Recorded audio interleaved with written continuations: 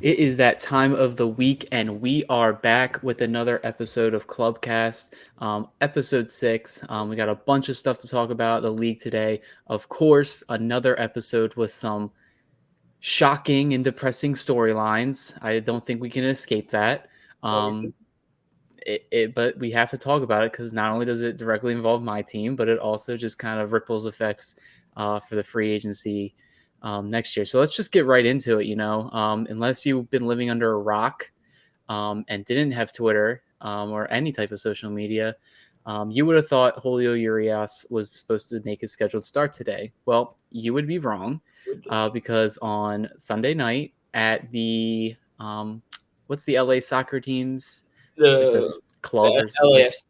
Yeah. So on Sunday night, Julio and a couple other Dodger players were invited there to watch the game. Messi's in town, so it's a big event.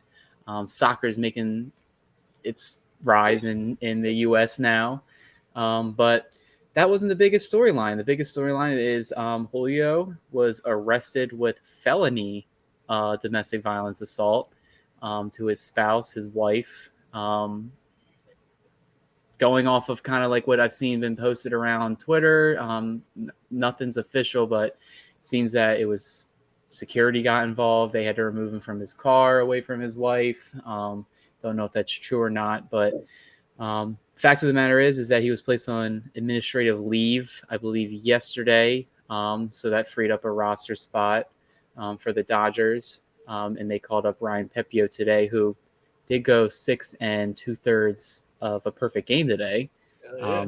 So make of that what you want. But I mean, at the end of the day, it's Julio's second time being involved in the situation with domestic violence. In 2019, he was suspended, I believe, for 20 games for a misdemeanor on charges that got dropped just because there wasn't enough evidence, not enough. And his wife, girlfriend at the time, corroborated the story, saying that it wasn't anything more than what it was, what they were saying. But now it seems a lot more that it is something that is a bigger issue, and it kind of makes me wonder if she may have been lying this entire time to save face. Because fool me once, shame on me. Or like shame on you. Fool me twice, shame on me.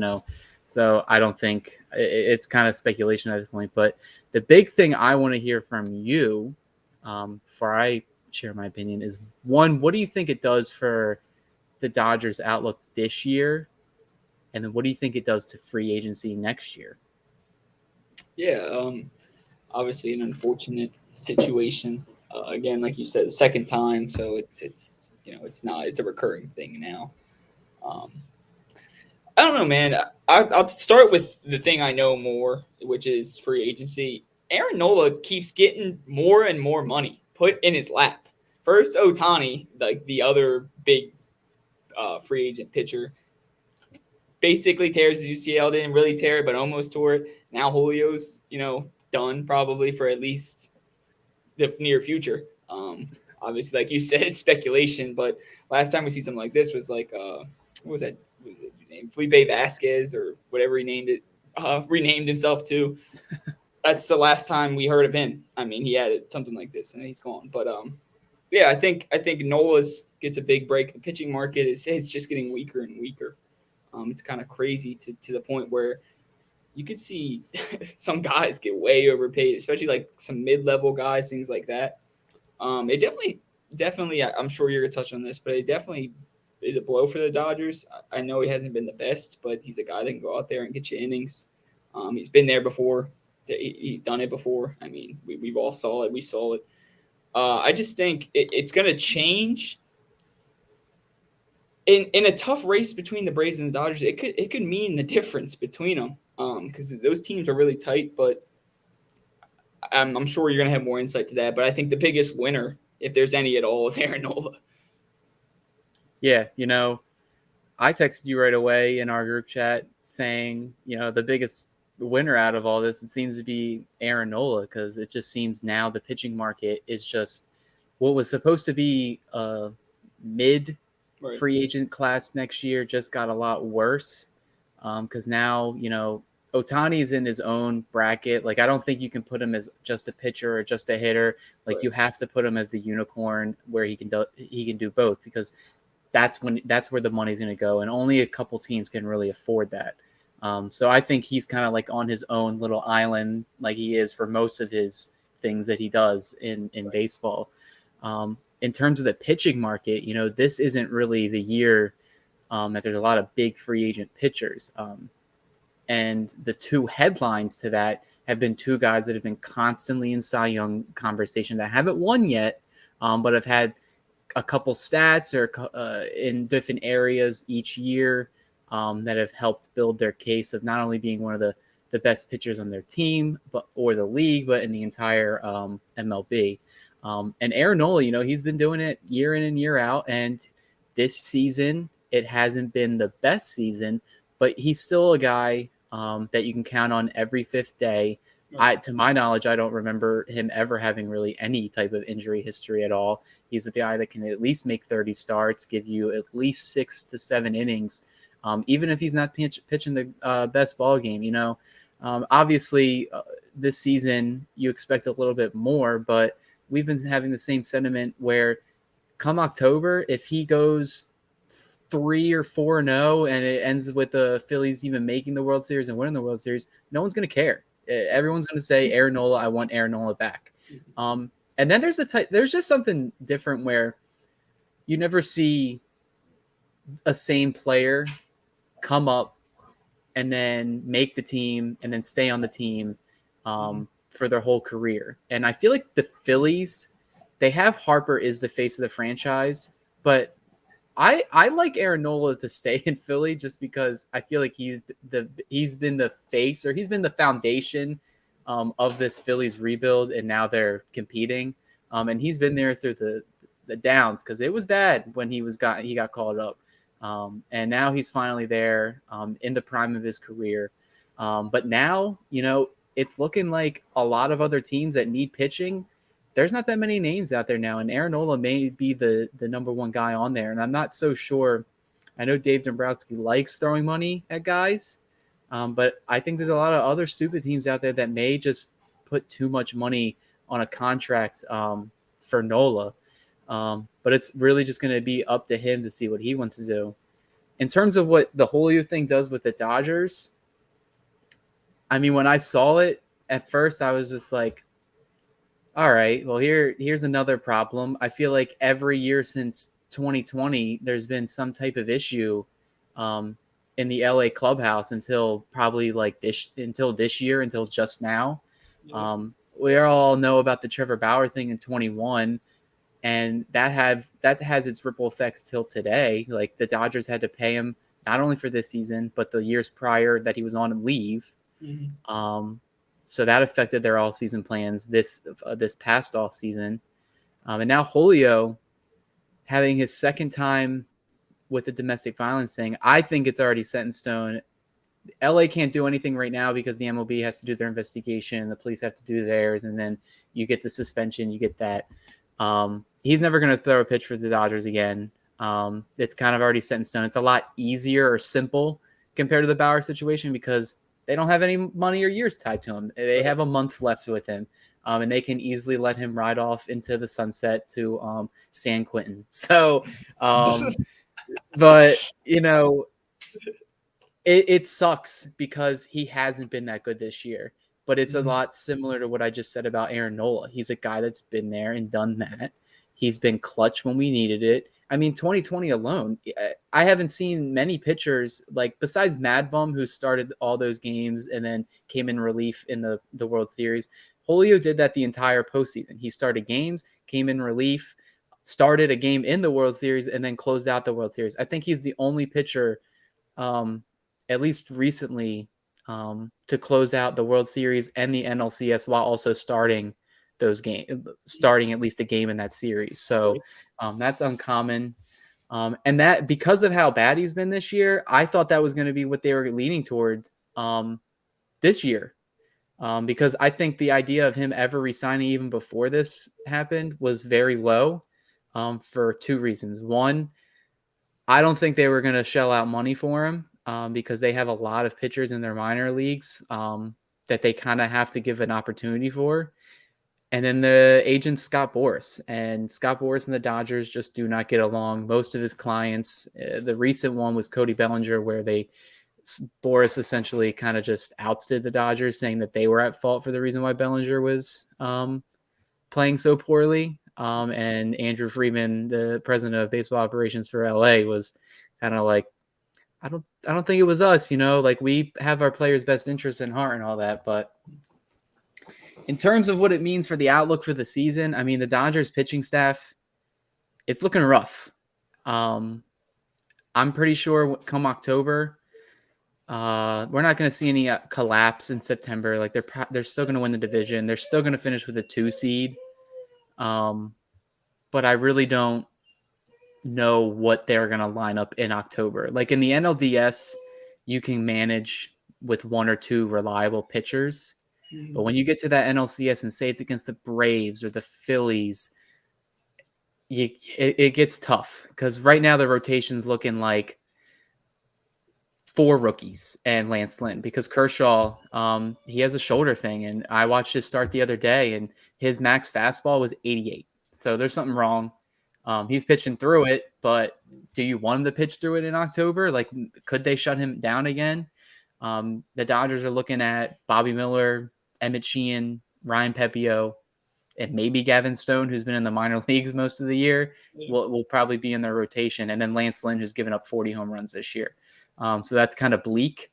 But then again, like I mentioned, Ryan Pepio, he had a perfect game going today. Emmett Sheehan, he gave up 1 run to the Braves in, I believe, 5 2/3 innings, and Bobby Miller went 7 innings against the Braves. You can rely on these guys. I mean, I've seen in the past, I've seen super teams that LA's built, and they didn't even get past the first round. So I don't care what you put out there as long as they show up. If they show up, then I still think they have a good likelihood of getting to the World Series or at least making a decent playoff run. But it is something to be concerned about. Yeah, I don't think. I mean, we always talk about pitching, how pitching wins championships. It's like we said, it's not a Julio thing where he's gonna come in and have like a 2 ERA and shut everybody down. It's a Julio thing. Well, hey, he can come in and pitch 7 innings and then pitch the next day for 2 innings and then pitch 2 days later for an inning. It's like that's the kind of guy you need. And I wanted to touch back on the Nola thing because that's the kind of guy that we need. I mean, in that playoff run, again, that's like what I said with the Braves Dodgers thing. 4 rookies might not work out well in the playoffs. You never know. But like you said, you never know. They could go out and throw their 7 inning perfect games like fucking what's his name did today. But Nola, you were right. He's had over 27 starts in every year in a Phillies uniform other than his rookie year and 2020. He's been there every time. I mean, he might have missed a start or 2 due to like soreness or something like that. But that's just a guy that comes out there and wins. And like you said, it's all up to Nola. I think Nola. I could see him taking a smaller deal to just not have to deal with the aggravation of going through free agency for 4 months and things like that. But I could also see him, not sitting out, but just sitting around and waiting for, like you said, one of these teams to throw him $200 million or something just because they need somebody to come and pitch every 5th day. There's a lot of teams out there without aces that definitely could use somebody like Nola.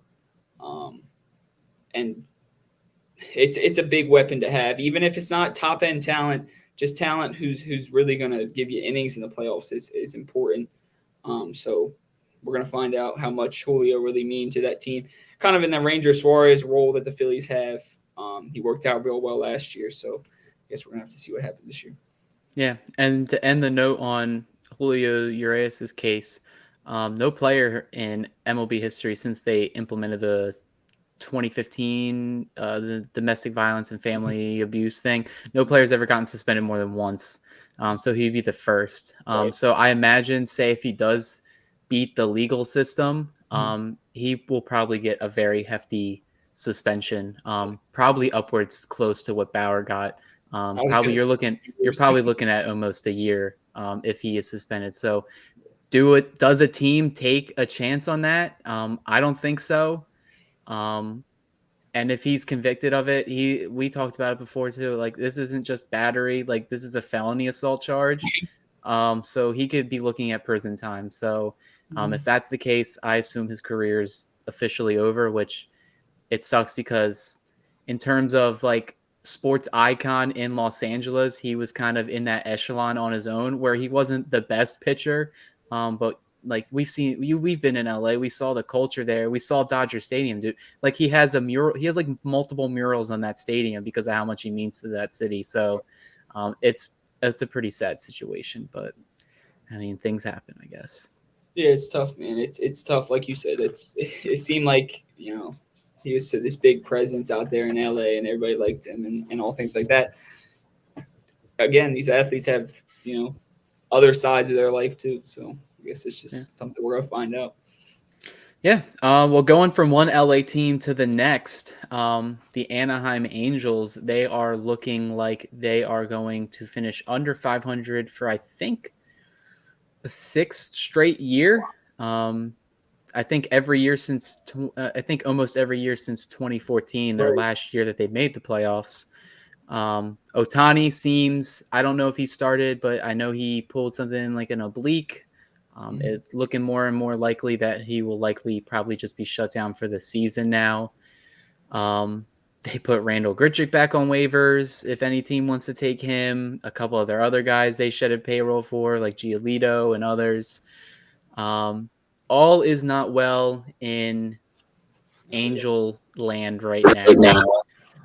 Um, And now it got probably even worse with it was reported that the other day and they were talking to Trout about it. But apparently this offseason he's going to have a talk with the owners and the guys that are in charge in the front office if they are all still there, because Artie Moreno was previously supposed to be selling the team earlier this year. And I think there's probably a very high likelihood that they may even clean house in the front office this winter.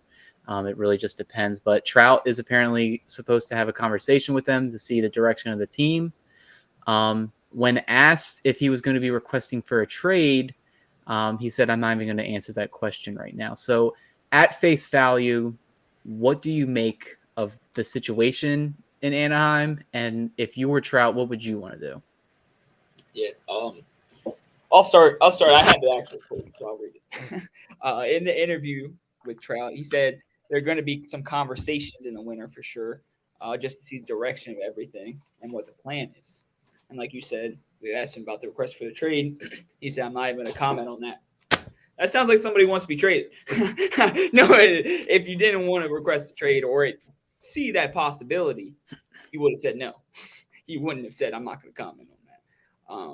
But yeah, man, we talked about. I think it's like an every year thing for Mike Trout. It's like, how long does Mike Trout stay in LA before he gets tired of it? I think every year, like you said, since 2014 when they made the playoffs, it's always like a letdown. They always build up and then it's like nothing. And I think Trout is finally starting to see it once they have one of the best baseball players of all time on their team, and he's not necessarily not going to stay, but it doesn't look like they're making a nice effort to try to retain him. I think other things like losing all the time and the waivers shenanigans that went on again with Randall Grichuk, like how much dollars are you saving for half a month of Randall Grichuk? The percentage has to be like 0.01, probably like 8 more zeros and then a 1 Right. of the payroll, because they're only going to pay him for like 4 weeks. Right. So you're really telling me you want to shred that? All that does for me, in my eyes, is if I'm Trout or somebody who's been on this team, like a tenured guy, it's like, okay, my organization really doesn't care about anything other than finances, because they're not worried about the other teammates. They're not worried about the guys on the team. They're not worried about the fans that bought tickets to go to the game. Not worried about the people that bought the jerseys. They're not worried about any of this. All they're worried about, like you said, is saving 0.00005% of their payroll for a month of the season. I I just don't see, like, I expect this to happen a long time ago. I think again we aren't going to see it just because what you said at the end. I think the front office is going to get overhauled. Um, I think they're going to bring in new people, or at least switch out some jobs, and I think that will give Trout the courage to think that something's going to change. Next year is going to be the year where we really find out what happens, because we could walk into a season with Trout, Ohtani, new front office, and all these guys, young guys like Ohapi, or we could walk into one without Ohtani, with the same people, with the same half injured Mike Trout, with all these guys that we put on waivers and got rid of. We really don't know until we see kind of what Ohtani does and kind of what the front office does. Yeah, I think this winter is going to be big for Trout and the Angels because it seems as if he's probably fed up now. I mean, one, he's probably just frustrated because this season is kind of a loss for him because he has probably been injured probably more than half the season.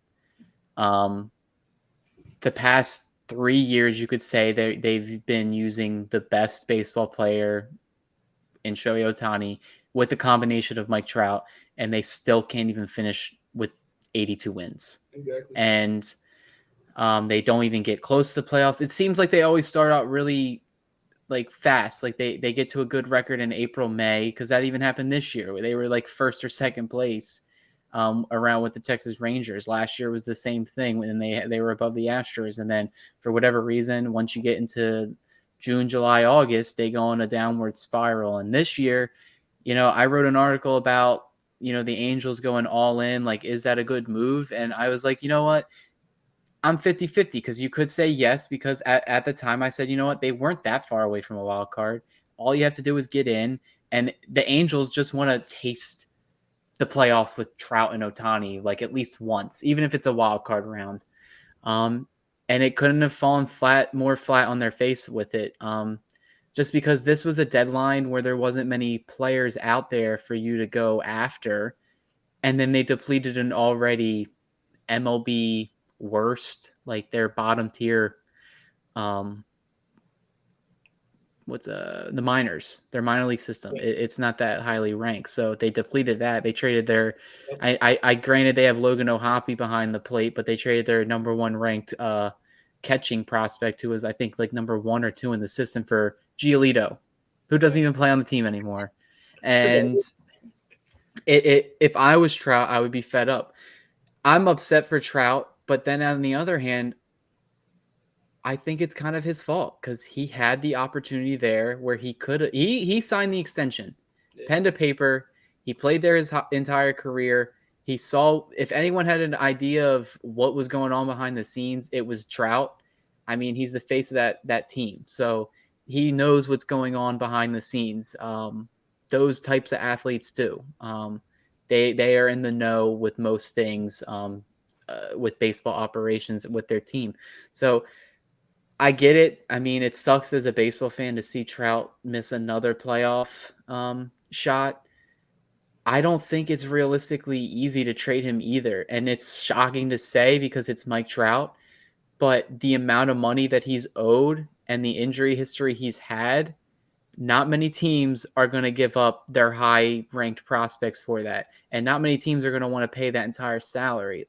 A few may to decrease the prospect haul, but if Angel fans think they're going to get, if they're going to trade Trout and they think they're going to get like 3 or 4 top ranked prospects, they're not, unless the Angels are going to continue to pay like at least half his salary. I don't know off the top of my head how many years he has left, but his AAV is at least like it's over 35. And that's a lot of money for any player to move. And once you're signed to a long-term deal like that goes into your late 30s, early 40s, your value goes down, and I don't care who you are, it's going to go down, and it's going to worsen your trade return package. So I think he's stuck there. Honestly, I don't. There's maybe like I don't even. I can't even point to a team that would even make a deal for Trout, which is shocking because it's Mike Trout, and if he comes back healthy next year, he could be an MVP candidate. but I don't know what they're going to want to do unless there's some type of team that wants to give up their prospects to, and then the Angels pay most of the salary, or they pay most of the salary. Like, you can't have both. It's got to be one or the other. And then it's also along the lines like, this isn't the NBA. Like, if he goes in there and asks for a trade, they don't have to trade him. This isn't a James Harden situation, because Trout's going to play for the Angels regardless if they don't trade him. Like, he'll be like, can I have a trade? And they'll be like, well, think about it. And then he'll go and do everything he has to do in spring, and he'll pull something in his back, and then he'll be out for half the year. But yeah, so I mean, I just think he's stuck there. It sucks for him. But at the end of the day, he's the one that signed the extension, and he kind of I saw the writing on the walls. I don't know why he signed the extension to stay there. I want to know who his agent is. Who is his agent that told him to stay in Anaheim? If anyone was supposed to test the market, it should have been Mike Trout. He would have got one of the biggest contracts ever.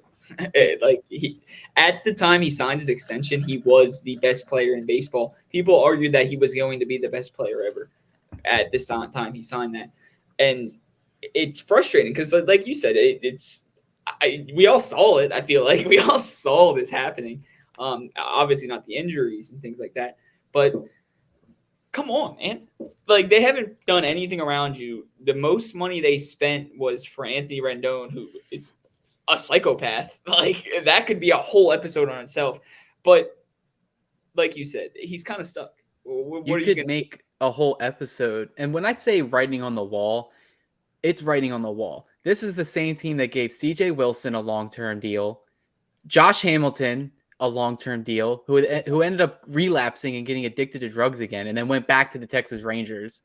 Yeah. And then Albert Pujols, I love me some Tio Albert, but he didn't do well with the Angels. And then you look at the moves they made this year. Justin Upton, he was fine. He was okay, but Anthony Rendon's probably the icing on the cake. I don't even want to talk about him because he just seems like an asshole. Yeah. I mean, like, how do you not look at this stuff? And then, like, how do the Angels not form a team, like, correctly? They had chances. They also are the one team that's, like, their biggest issue has always been pitching. And then in the draft, they take a pitcher every round. This isn't the NFL. It's not going to fix your problems immediately. This is also the same team that called up the dude that played, what's his name? That played first base, and they called him up in like 2 weeks. Yeah. And I saw him, and he has been good. I saw him when I was in Philly, and I watched him. I was like, hey, that's the kid that was playing in the College World Series like a couple months ago. So, but it's like unorthodox. Like, they just want to look smarter, and then they end up looking dumb. So I don't know. I have no sympathy for the Angels because I just feel like until the owner sells the team and then they clean house, nothing's going to change there. They're honestly like a cursed franchise right now. So hopefully put some magic on them or something. Get rid of the voodoo there, and that way Trout can finally be free. Right. You want to see one of these best players ever flourish, but I don't know. Speaking of best players ever, Philly's got one. It's not Bryce Harper. Bryson goddamn Stott is still underrated, and I want to talk about it because we talk about the Dodgers a lot. We do talk about the Phillies a lot, but god damn it, Bryson Stott has been one of the best players in baseball this year, and people don't realize that. I'll read off the stats, and then we can talk about it. In going into his second year, he raised his batting average 60 points to 294. He has, all right, these are about the same. I think he had 130 games, and last year he had 127, but he's got 50 more hits. He's at 150. He's got 4 more homers. He's at 14. He's got 3.5 more WAR at 4.3 WAR for a second-year player that plays second base. You're not getting any defensive WAR off of that. And 15 more stolen bases, 27 stolen bases. He is legitimately a batting title, what do they call it? A perennial MVP candidate. He's a perennial batting title candidate. He has the sweetest approach that I've ever seen. We've seen it on Twitter, the certified Bryson Stott at bats. He has a shortstop arm at second base. He has I don't even know, a Brandon Phillips glove almost over there at second base too. Yeah, man, Stott has been real good this year. He's making that lineup deeper with a lot of guys. You know, you have your heavy hitters, you have your Schwarbers, your Turners, your Harpers. And then you get to the bottom of the lineup, you're like, okay, let me take a break. It's time to take a break. Now you have Bryson Stott. Now you have Alec Bohm. Now you have these guys that are going to get on base and just do the right thing. That's what I'm loving so much about Stott. You see it a lot with your guys is development. I like what you said earlier with Nola about how he seems like a Philly for life. Stott, he's got to be a Philly for life, man. That motherfucker needs a 10-year contract before we get off this podcast. Yeah, man. I just think his approach to hitting is a new way to do it, and I think that honestly, we could see him hitting around 300 for the next 10 years. Yeah. I mean, I did write an article in like February saying that in terms of breakout stars, you're looking at either Gavin Lux, who I thought would have broken out this year until his injury. So that's next year. But I also said Bryson Stott, and I said that because I watched, the Phillies play by us. So I've seen a couple of the games. I mean, we went to a couple of games. I mean, you see it in person every Sunday home game or whatever other game you go to. He just looks like a pure dynamic hitter. Almost Freddie Freeman-esque, because I feel like he would rather get a base hit and poke a hole than take you yard, where he does have the power to be like, how many home runs does he have this year? It has to be almost, it has to be almost 20. So likely you're looking at him finishing with around 20 if a hot September rolls into October with that. We still got, 3.5 weeks left of the season, so that's definitely doable. And how many stolen bases does he have? 27. Yeah, I didn't realize. Yeah, I didn't realize that. So, I mean, you're looking at a dynamic threat of a guy, and he is one of the better fielders at the second baseman position, which we know how WAR is, where it doesn't really value certain defensive positions well, and first and second base is one of those positions. But, playing the middle infield's hard, dude. Like, you have to be quick, agile, athletic, and not many guys can play those positions well. So when you see those guys play them well, and if they can, you get the opposite end of the spectrum. You get a Miguel Rojas, who doesn't really hit well, but he is probably the best defensive shortstop I've seen play on the Dodgers in a while. And to have a guy that can do it both on defense and on offense and around the bases, that doesn't come around often. You're looking at kind of like a 5-tool player, really, if you can put everything together. You already got the superstars there. You got Bryce Harper, you got Kyle Schwarber, who hits 40 bombs every year. Alec Bohm, who's loved by the Phillies fans now. I'm not sure what type of year he's having, but he's still one of the better hitters in that lineup. And I feel like Stott does get talked about, but in like our local media. But in terms of national, he doesn't really get mentioned a lot. And I've mentioned it before, and I think you're looking at maybe next year or the year after where you have to start putting him at like the top of second baseman rankings in not just the National League, but in the MLB, because I can't really think of many second basemen that are around him right now. I would have said Urías from the Marlins, but he's kind of had a steep drop off in the second half. And he's kind of hit or miss on defense. But like, I can't really think. The only other one I can think of off the top of my head is, all right, if Mookie Betts had like a couple more games at second, he would probably win, because he kind of has like half and half. He has like 60 in right and then like 40 at second. So he's getting close there. But you're looking at a guy that has to be in the Gold Glove conversation. You're looking at a guy that maybe not this year will win the Silver Slugger, but will definitely be in the conversation. And I personally think it's probably not this year, and it may not be it if Schwarber's if on the team, but I feel like he should be the leadoff hitter, because I feel like that's just something that's high average, gets on base, would rather put the ball in play, find a hole. And then, like you said, he's got almost 30 stolen bases. So that's a guy that can create havoc if he gets on base in that first inning, batting leadoff. So My other gripe is I just feel like I don't know how often it is now, but I just know last year it was a thing where they platooned him a lot.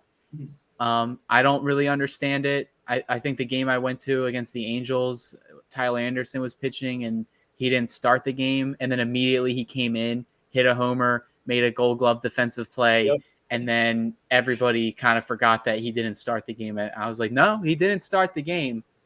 I don't know why, because he's young and he can probably start 155 games if you wanted. And did you really? Who was the guy? It was the guy that traded from the Pirates. And I was It's like, you really fucking want this guy? As Castro. you really want this guy who has like a sub like one batting average. I'm pretty sure with the Phillies. Probably. Um, I don't think he's got a hit, dude. yeah. So I was just like, okay, I get you want to play the splits. Mhm. Um, but it just for some players it doesn't matter. You got to rock them out there. Like I said he reminds me of Freddie Freeman. You think the Dodgers would ever platoon Freddie Freeman? Like no. Cool. Like he's a guy that has. I want to like I feel like either you got to write an article or I got to look up these Mhm. stats after the game. I got to look up his stats against left-handed pitchers because it can't be that bad. Like it It's can't be that bad to the point where they have to sit him. And it, especially when you get to the playoffs, you're talking about a couple guys on teams that pitch left-handed that are going to be starting these games. You're telling me you're going to sit Bryson Stott? You're not going to sit him. He has to start. right. Yeah. They haven't been doing that as much. You got unlucky. That one game that you went to, they sat him. But since probably July, maybe, I think July is when they started playing him every day. Um, dude, the Freddie thing, yeah, I think it's spot on. It's that Freddie's got more pop, obviously, but the amount of times that I've seen Freddie and Stott both hit that little nubber over the third baseman's head or over the shortstop's head, nobody does that. That's a pure hitter. That's what pure hitters do. Um, like you said, leadoff is definitely his spot. While he was there for a little bit when Schwarber was figuring things out, he was really good. Um, he just sees a ton of pitches, and I looked it up. 77 two-strike hits. He leads the MLB. 77 two-strike hits. It's just insane to the point that his at bats, he gets up there and you're like, okay, we're gonna wait until he gets two strikes. Like that's the whole point of his at bats. Yeah, I agree with you 100%. He's got to be in the Gold Glove talks. He honestly could be in Silver Slugger in the top 3 Silver Slugger for second baseman, depending on if Mookie gets there. Because, like you said, other than Arise in the NL, who is there really playing second base? Um, yeah, man, Gold Glove. Give him the Gold Glove this year. I'll be biased about that, but yeah, he's gonna be really good in every aspect of his game for the next decade. Shout out to StatMuse, a site that I use a lot. Bryson Stott has a batting average of 277 with 5 home runs and 30 RBIs in 260 plate appearances against left-handed pitchers in his career. So I don't think that's a bad slash line. Obviously, it looks like the power numbers are down, like his slugging. That's at 400. The OPS is a little low too at 738, but like that's startable. It's only So slightly below his actual OPS. His OPS yeah. is like 780. So I definitely like that you told me that they do start him more often against lefties. So that's good to know because that's the only way he's going to be in those conversations for best second baseman, Yeah. batting title, Gold Glove, and maybe even an MVP down the line. You never know. So definitely, Diamond Club boy Bryson Stott is at the top tier right now. Who will make that list next year? We don't know. We'll have to talk and see what any other players we got. But moving on, staying on in the National League, kind of something that involves the Phillies a little bit. We've touched on it a couple weeks now, so we won't go too long. But the National League wild card is getting really, really interesting right now. A lot of teams are within a game on each other. The Cubs are kind of coming up on the Phillies now. I believe they lost today's, and I don't know if they're losing right now, and the Phillies are off. Mhm. So it looks like they'll probably be like 2 games back Two from games. Like them. they were a game and a half. They would be 2 games. Yeah, yeah. So there'll be 2 games, and then Arizona and Miami they are currently tied for that final wild card spot. Cincinnati is right behind them in winning percentage. And the Giants, they kind of been on a downward spiral. They're at 500 right now at 70-70. And then I don't know why I keep bringing it up, but the Padres are only 6.5 games back. A lot could happen. You want that Just so kidding. The Padres season is over. bad. So That's yeah. So I don't care how close they get. There's no way that the Padres make the playoffs, especially with the amount of competition that's in this. Only 3 of these teams can make it. And I think the Phillies are still locks. I don't know if they're going to get that top one now because it's getting real tight. And the Phillies, they've been kind of playing 500 the past 2 weeks.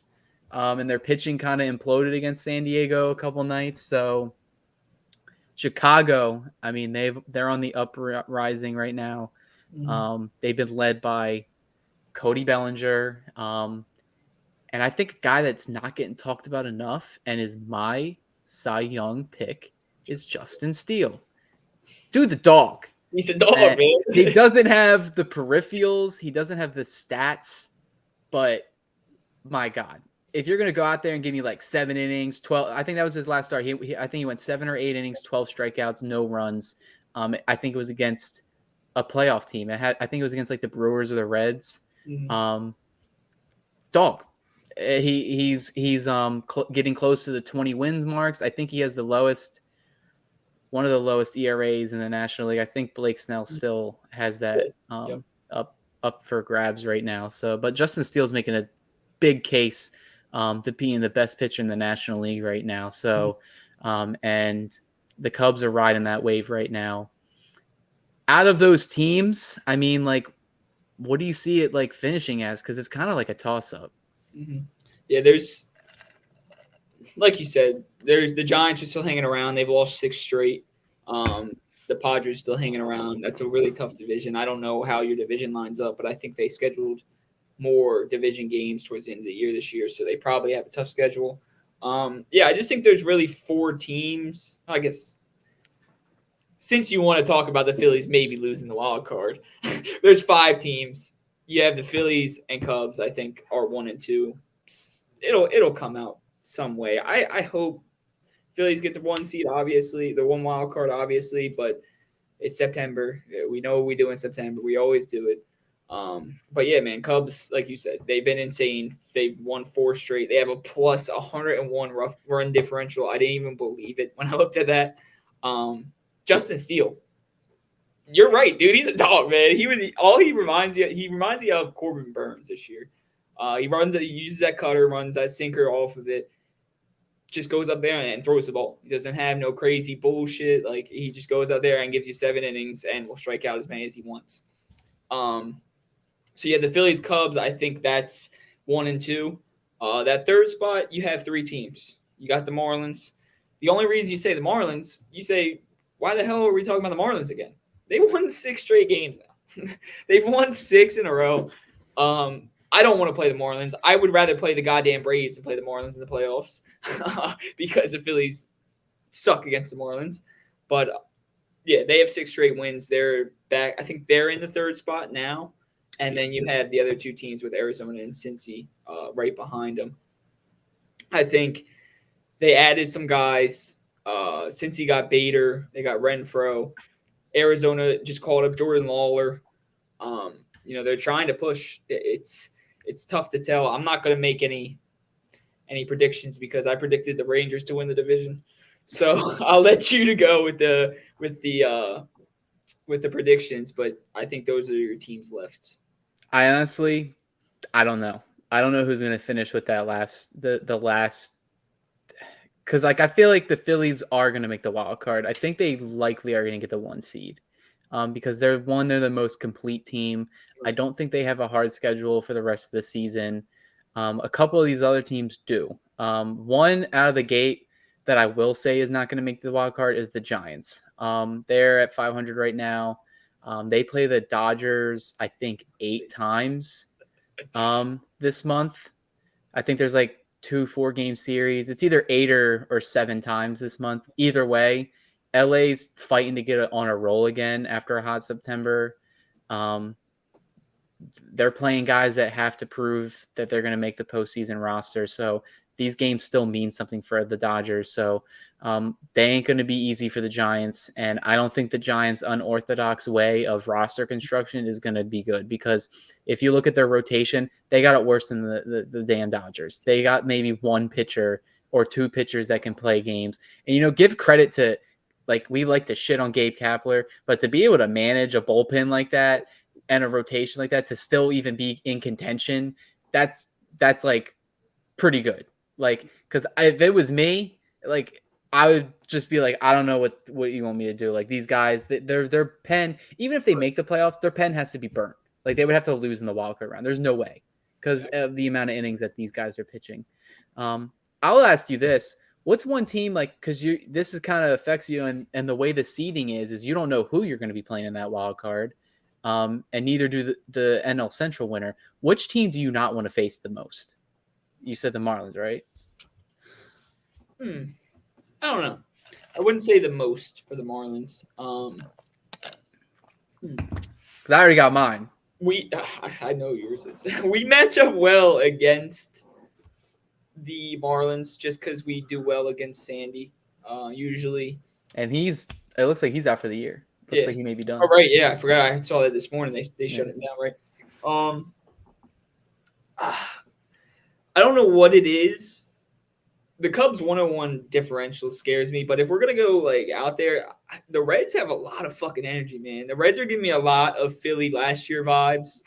Get out of my head, bro. I don't want to play. I don't want to play the Reds. Dude, I do not want to play the Reds. Right. Because they have all these guys who are gonna have fun and can be really electric, especially in a short series game. Anything can happen.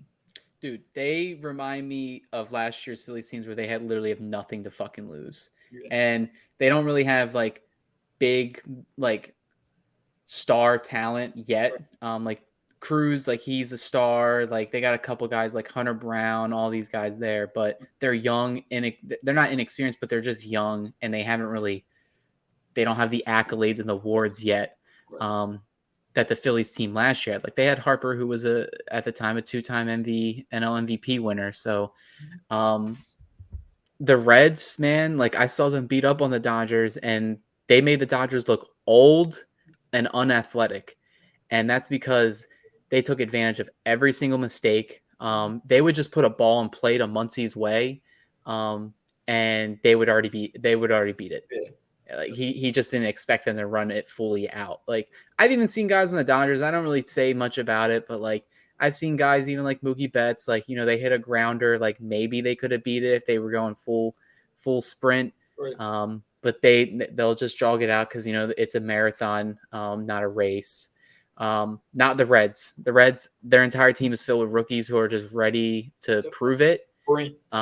If they sneak in, that's a team that could definitely make some noise in the early 2 rounds where it's only 3 and 5 games. So that's a team that definitely scares me. My next one, just honorary mention, I don't want to play the Cubs. Bellinger's revenge tour.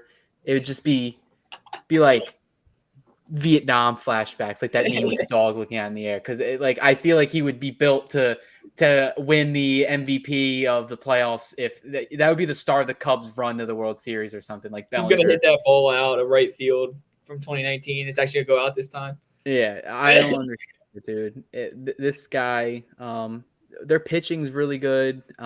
It just seems that, at least for the Dodgers side of things, it seems like their offense always falls apart. Like their method of attack, just they change it completely, and they get dominated. Like last postseason, I saw it. Like the last postseason, they gave good pitching lines. It's just the offense fucking sucked, and they didn't want to hit. They kind of live or die by the home runs. It's not really like that this year, thank God. But yeah, those are 2 teams I definitely don't want to play. If you're talking about like wild card contenders. But other than that, the wild card is going to be interesting. That's one of those things that's going to come down to the last probably couple days of the season. And you got to remember, there's no tiebreakers in baseball anymore. Whatever teams are tied, even winning percentage points, it goes by their head-to-head records. So guess we'll see what happens on day 162 of the MLB season and who's going to be in that playoff seeding. Right. Yeah, it's gonna be tough, man. That's why I said I didn't want to like make a prediction because we could turn this off and Chicago could have scored 30 runs and shit on them, or they could have lost completely shit the bed. I had no idea where they're at. In a week, this could be different. Like we said, we're like, oh, we're not going to touch on this a lot because we just The talked about it. Padres won 8 games in a row, and Yeah, every other team lost. and then just clip the video of you saying the Padres aren't making the Yeah. playoffs. Yeah, man, I don't know. It's you have two teams up until tonight that were on 4+ game winning streaks. You had a team that lost 6 straight, and then you have the Phillies, who are really a division winning caliber team, as a wild card team now. It's all over the place, man. Yeah. Well, going back to the Angels for a second. So it was reported by Ohtani's agent, who was answering questions kind of in like a Q&A fashion to reporters asking about Ohtani and his health and where he is in line for next season. In terms of type of contract, whether we talked about before, whether it's going to be short-term or long-term, there's options there. He doesn't really know the answer. He said that it's 50-50. The market isn't brewing yet. Like, it hasn't started. So they don't really have an idea of what teams are going to really be doing. Obviously, there's rumblings of what teams were going to be doing pre-injury, where a lot of teams seemed like they were ready to pony up the money trucks to Shohei's complex. But he did say that Ohtani does have some type of tear in his UCL, like we said, and that he will undergo some type of procedure. There are types of surgeries to kind of wiggle around Tommy John to reduce rehab time, because if it's not entirely tore, he doesn't have to get the Tommy John surgery. Right. There's other UCL repairs that, we don't know the names just because they're not as common. But in his case, it seems like he will get something done. It more than likely will limit his ability to pitch next season, at least. Whether it's the whole season, half the season, 3/4 of the season, we don't know until he gets the surgery. But they did say that he will DH and that he does plan on coming back as a two-way player in the future. So if you're a GM, does this change your plan of attack if you were a guy that wants Ohtani? I think it only really depends on the situation that you're in. I think if you're a team that's, on the cusp or ready to win now or something like that, again, this is just completely throwing every team at the wall and saying they're all in on Ohtani. If you're a good team and you're almost there, hey, spend the bag and get him back as a hitter for a short-term AAV like we talked about last time. If you're one of these other teams, let him have the procedure. Let him have the procedure, give him money, give him a long-term deal, and see what happens. It does scare me a little bit with the procedure. We already saw Ohtani and his team be fishy with not wanting to get an MRI before he almost tore his UCL. I just it scares me. I don't think it's the end of the world. Obviously, it's a lot of not knowing. It's a lot of how is he going to feel. You want to think that Ohtani's going to come back and be amazing, just like everybody said. Hey, Harper's going to come back in 2 months, and he did because he's an elite athlete. You think Ohtani would do the same thing? You can't. You never know. You never know. It's a whole different thing with pitchers. But going back to your main thing, I think it depends on what situation you're in, how you want to attack Ohtani. Yeah, I definitely think it does change things. We talked about it last time, because it depends, like you said, it depends on what type of team you are. Right. And I think Ohtani is going to narrow his choices down a lot. Because I think the same sentiment that Trout feels. I think Ohtani wants to win. I think Ohtani values winning more than anything else. And I like that because, as an athlete, like, the main goal is to win. Obviously if he wanted to, he could take the money and just enjoy that contract and then retire with Right. $600 million. But he doesn't strike me as the type of player that would like to do that. I think he would rather go to the place that gives him the best opportunity to win. That narrows it down a lot. Now with the injury, you have to look at somebody that's going to give you the best opportunity to win, but also kind of has like these teams that win aren't dumb. And I wrote it in like an article about the Dodgers front office and the Braves front office. Like they're not stupid. They see the writing on the wall. Obviously, he needs some type of UCL surgery. These guys aren't going to give guaranteed money to a high risk player, even if it is Ohtani. I obviously get that Ohtani, the name in itself, and the amount of money they would make on jersey sales, merchandise, ticket sales would basically pay for the contract itself. But in terms of baseball production, it's really like you can't even point to something in the past because it's never happened with any type of player before. Like the only comparable guy is Babe Ruth, and Babe Ruth couldn't even do it as long as Otani's been doing it. Like Babe Ruth got blown out of the water. Like Babe Ruth only did it for like a year or two, and then he went to just hitting, and like that was it.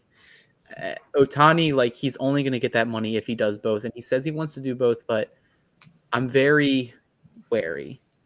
If you asked me a year ago, I would have said I would give Ohtani anything and everything that he asked for to play for the Dodgers. Like we were at Dodger Stadium and I said, you know what? You better buy that beer, you better buy that big Coke because this money is for him. This is for Ohtani. But now I've kind of changed my mind. I don't think the Dodgers take the risk, and I don't think me as a fan, like, because like we're not just fans, we're like obsessed with it. So we look at the numbers, we kind of play like owner in our heads, and it just screams red flag everywhere, even with the player that he is. I would rather just have another team take a shot on it. If it works out, cool. Hopefully it's in the American League and I don't have to worry about it.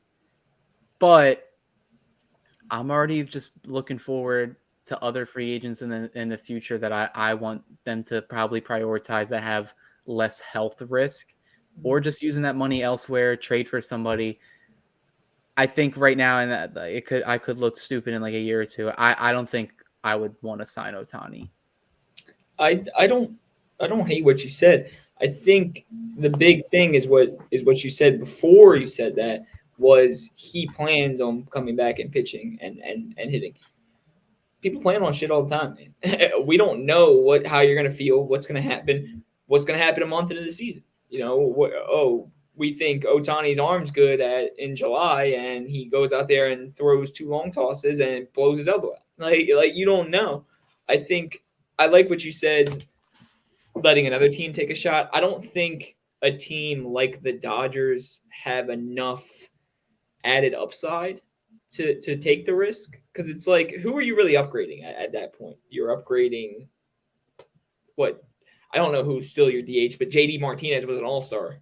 Like you're maybe upgrading like somebody like that, and then potentially having $60 million a year that you're basically dead if he can't pitch. I mean, you look at the financials then, like, all right, say Ohtani can't pitch for like a year and a half. So essentially I'm paying a DH $35 million. JD Martinez, like, I think is only making like $16 million this year. Do you know how easy it is to find a player that can only hit and just put him at DH? Right. Like, that's what they could do next year. They could just find a guy who hits well, and they could find two guys. They can find a guy that hits well against righties, against a guy that hits well against lefties, and they could just platoon it. That's what they've done in the years before. They would platoon, and then they would rotate it with the catchers. That way they could get Will Smith's bat in there. So that's what people, I don't think, like, everyone wants to say like the big news, like ESPN, all these guys, they're like, no, Ohtani, even if he's just a DH, he's worth $35-40 million. I was like, he's not.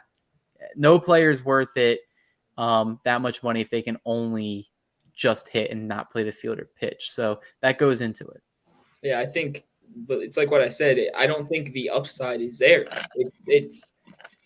I mean, for any team that's going to compete, so any team that would be able to sign Ohtani, would rather have $40 million in their hand and have, like you said, two guys that can hit, or a guy that can hit, than have Ohtani. And it could completely go sideways. It could be a Rendon thing. It could be not to that degree, but it could be a thing where, hey, we have him on the books for $40 million a year for the next 6 years, and now he just retore his arm because he didn't want to get the surgery, and now he needs to have the surgery again, and now it's another year and a half. It's like it's too much risk for any team that's actually going to be competing, which is why I like bringing up every team being in on Ohtani, but I just don't see the point of spending all that money for DH. Yeah. Well, you never know what can happen. He'll probably go to the Rockies and join Chris Bryant. That's a possibility. Ohtani in Coors Field would be pretty amazing, though. So, that would be crazy. Just closing it out now. We talked about the NL wild card. We talked about the National League in general. I mean, a bunch of stuff has happened with the Dodgers in the past week. The Braves took 3 out of 4 in LA. Mm-hmm. They are on their way to winning well over 100 games. They have lost. I think they lost today again, too, to the Cardinals. I think they may have been swept if they lost. I didn't check. No, the Braves won. The Braves won, but they did lose the first 2 games of that series to the Cardinals. So they sit at 91 wins, comfortable division lead. They're definitely going to coast into the playoffs. But we've seen in years prior, I mean, last year with the Dodgers who won 111 games, last year with the very Braves who won, what did they win, like 104 games, something around there? It doesn't matter how many games you win in the regular season. If there's a team that has the best chance of beating the Braves, who is that team? I want to say we're probably going to agree with it. You can say it because I'm going to say it's the Phillies. It's the team that can hit the best, the team that's going to be the most consistent hitting team in the playoffs, which is the only team that really matches up well against them. I think we see them the most. We have the best familiarity with them. Nola's been pitched well against them. Wheeler's pitched well against them. I just think, not that we're favorites or that we're going to win. I think if there's a team that could match up the best against them, it's the Phillies, man. The 2 biggest spots for the Brave that's always is a problem, not always a problem, but it's always the reason they win or lose, is injuries and their pitching, which they pitched 21 different guys out of the bullpen this year. And they're in another boat where they're just throwing starters out there. They have young guys. They have Strider. They have people like that. But if they're not healthy and this pitching's not there, they're going to get ran through, man. They're going to get ran through. Their pitching's nowhere near as good as it was. Knock on wood, because I can imagine just watching game 2 of like the NLDS where we just get shut out or no hit or some shit. But yeah, man, you could talk more about it. But I think the Phillies match up best against the Braves. Yeah. I think it's a couple reasons why I agree with you.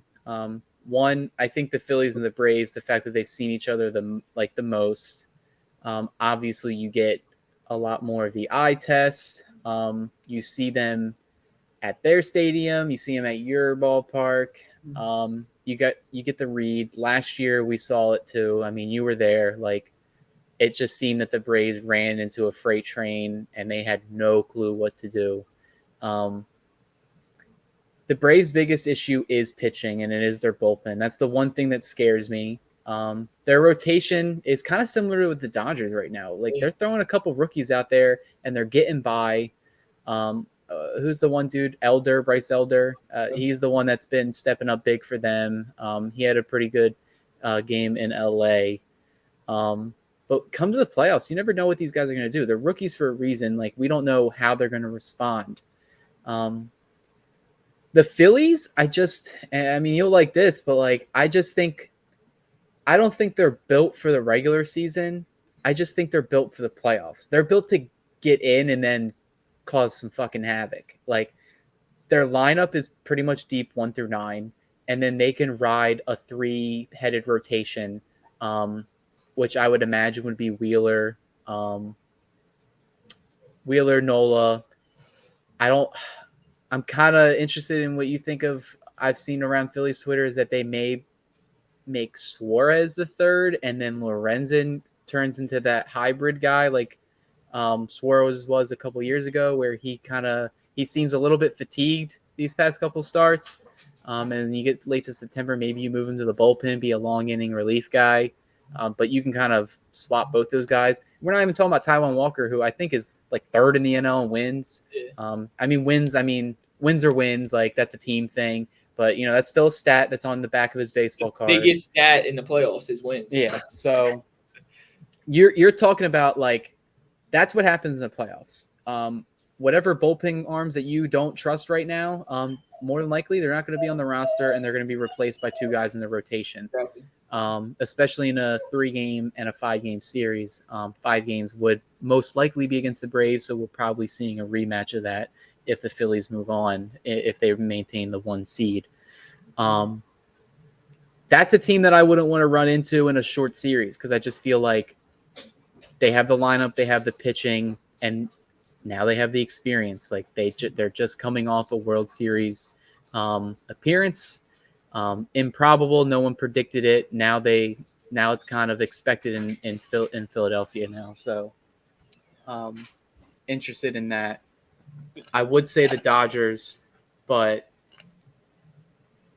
I don't know with the rotation because Bobby Miller has dominated him in both of his major league starts, but maybe he dominates in the first 2, playoffs come around, he gets shelled in the third one. That just feels like written in stone. Like it's been already echoed. Like I'm already perceiving it in my mind for when we're in October and it's the NLCS, and I'm like, Bobby Miller, man, and then he gives up 7 runs. So I don't know.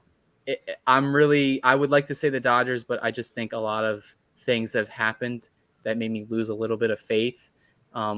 Losing 3 out of 4, I mean, it could have easily been a split.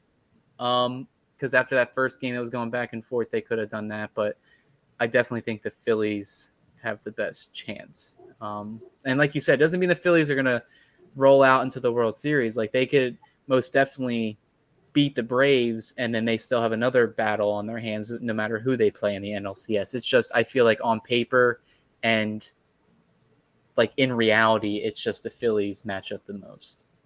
Yeah, it's what you said with Bobby Miller, man.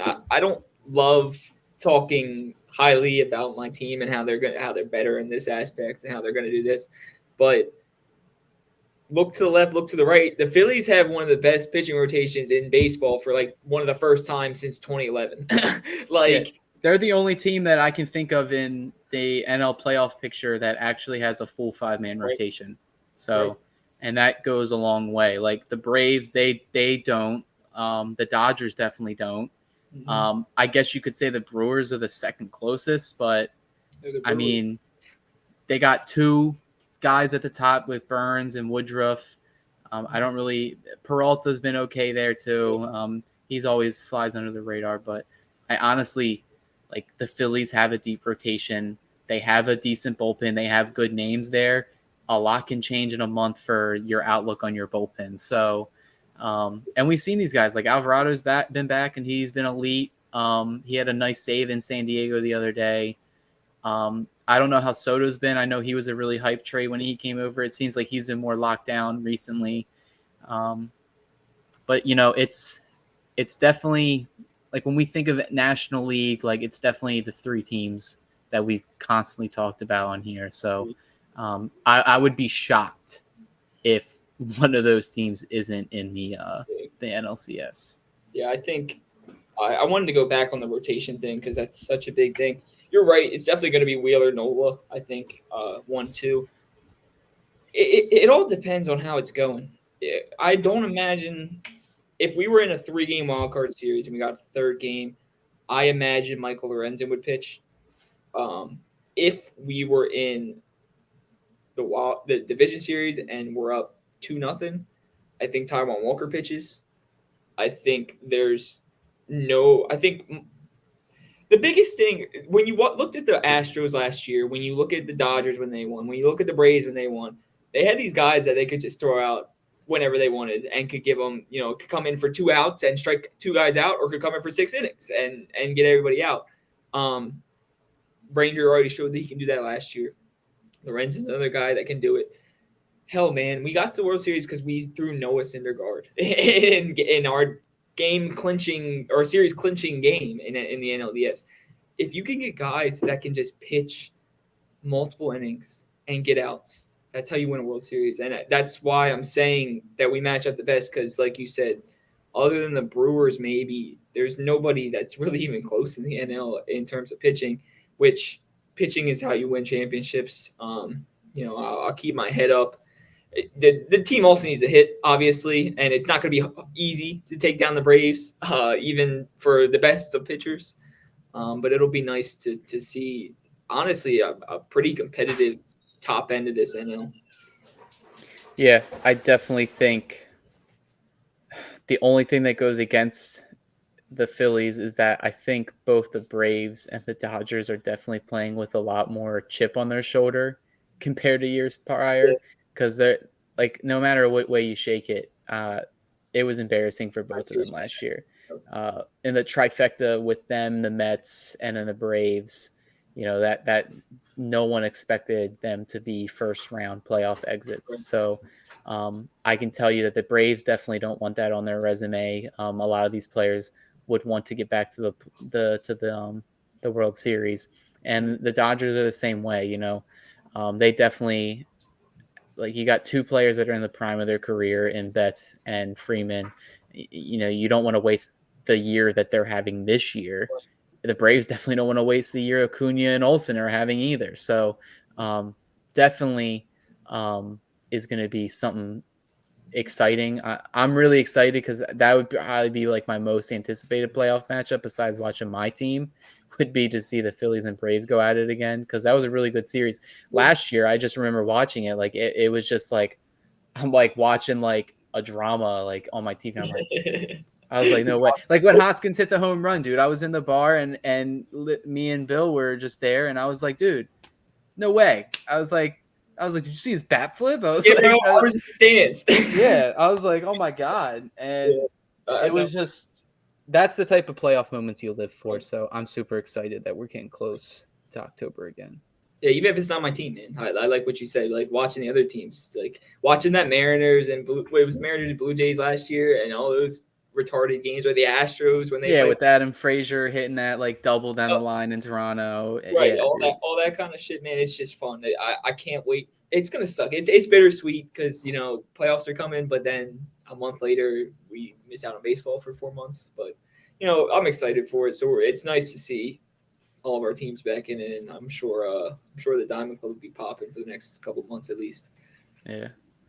But yeah, that'll about do it for this episode of ClubCast. We talked about a bunch of stuff today, always revisiting that National League, always revisiting the Phillies and Dodgers. At least in this case, the Dodgers had some other type of news, not the best news, but um, other than that, keep an eye out for posts from my page and the Diamond Club and Dodgers Beat. I'll be in DC this weekend. In behind the scenes. So it'll be cool to get some action in there. So that'll about do it for me. I'm Cody. That's Jake. And we're out.